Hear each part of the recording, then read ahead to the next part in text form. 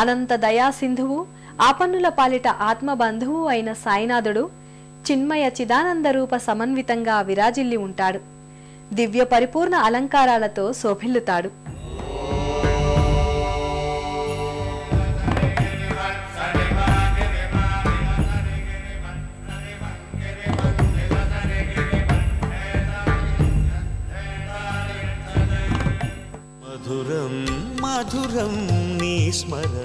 సాయినాథుడు అనంత దివ్య స్వరూపుడు. ఆ దివ్యమంగళమూర్తి ప్రత్యేక పీఠంపై సింహాసనాసీనుడై సకల అలంకారాలతో తేజరిల్లుతుంటాడు. రజతమయ తలపాగాతో పుష్పమాలికలు, రుద్రాక్షమాలలు, వెండి పుష్పమాలికలతో సాయీశ్వరుడు చిన్మయ శోభితంగా భక్తులకు దర్శనమిస్తాడు. దయామయునిగా, భక్తవత్సలునిగా సాయి ప్రకటితమవుతాడు.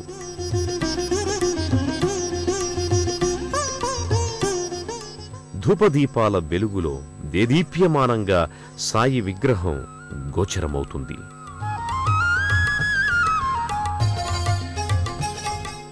నేత్రానందకరంగా, హృదయానందకరంగా, భక్తజన ఆహ్లాదభరితంగా సాయీశ్వరుడు తేజరిల్లుతాడు.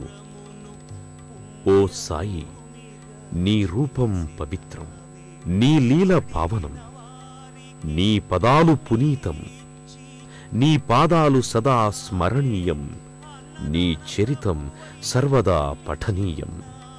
కర్మబంధాల నుంచి తప్పించే నీ దర్శనం ఇహపర ముక్తి సాధకం.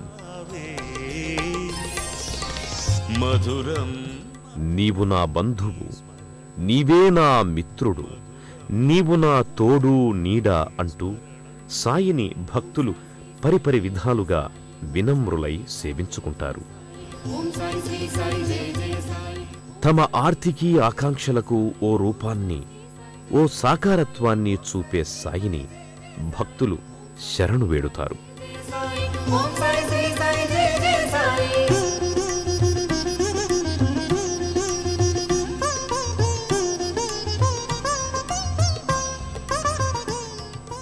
తమ మదిలో సదా నిలిచి, సర్వకాల సర్వావస్థల్లోనూ అండగా నిలిచి జీవనయానంలో తోడ్పాటునివ్వమని అర్థిస్తారు.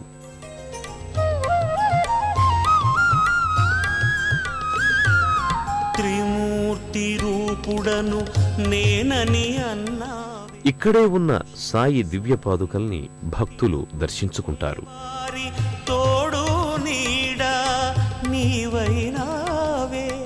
ప్రతి గురువారం, ఇతర పర్వదినాలలో ఈ సాయి సన్నిధానం భక్తులతో కిటకిటలాడుతుంది.